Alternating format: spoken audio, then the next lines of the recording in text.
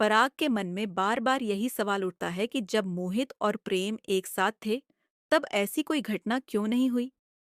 तभी उसका शक और गहरा हो जाता है और वह सोचने लगता है कि कहीं इस सब के पीछे मोहित ही तो नहीं है। पराग ठान लेता है कि अगर यह सब मोहित की साजिश है तो वह उसे छोड़ने वाला नहीं।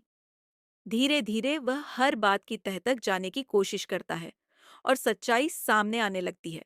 उसे पता चलता है कि जिन लोगों ने एम पर हाथ उठाया था उन्होंने जानबूझकर उसे उकसाया था, और यह सब किसी और के कहने पर नहीं बल्कि मोहित की पहचान वालों के कहने पर हुआ। पराग का शक अब यकीन में बदल जाता है। उसे यकीन हो जाता है कि मोहित ही इसके पीछे है। जब वह मोहित के पास पहुंचता है तो मोहित डर के मारे कांपने लगता है। तभी ख्याति और राही भी वहां आ जाते हैं। ख्याति पराग से प्रेम को वापस लाने की गुहार लगाती है और राही अपने पापा से पूछती है, प्रेम कहाँ है? पराग उन्हें आश्वस्त करता है कि चिंता की कोई बात नहीं, वह प्रेम को जरूर वापस लाएगा, लेकिन उससे पहले वह मोहित से कुछ जरूरी बातें करना चाहता है।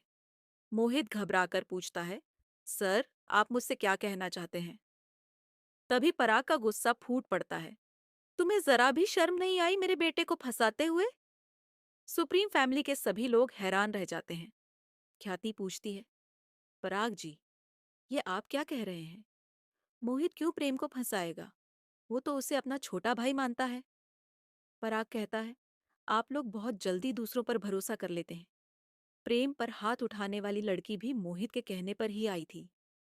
अनुपमा मोहित की चुप्पी देखकर कहती है, तुम्हारी खामोशी सब कुछ बयां कर रही है। तुमने ये जानबूझकर किया? प्रेम ने तुम्हारा क्या बिगाड़ा था?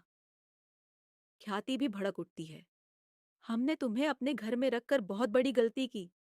अब तो हमें शक है कि राही का एक्सीडेंट भी तुमने ही करवाया होगा। मोहित अभी भी खामोश है। पराग कहता है, अगर तुम कुछ नहीं बोलोगे तो हमें तुम्हें पुलिस स्टेशन ले जाना ही होगा। तुमने ये सब क्यों किया? इसका जवाब चाहिए। ख्याति कहती है, मैं तो शुरू से ही समझ गई थी कि ये लड़का कुछ गलत इरादे से आया है, शायद चोरी करने। जब कुछ चुरा नहीं पाया तो प्रेम को फंसा दिया ताकि सबका ध्यान बढ़ जाए। मोहित अपना बचाव करता है, आप लोग मुझ पर झूठा इल्जाम लगा रहे हैं। मैं चोर नहीं हूं। लेकिन ख्याति कहती है, तुम किसी का भरोसा तोड़ने में वक्त नहीं लगाते, तुम चोरी करने में भी पीछे नहीं हटोगे।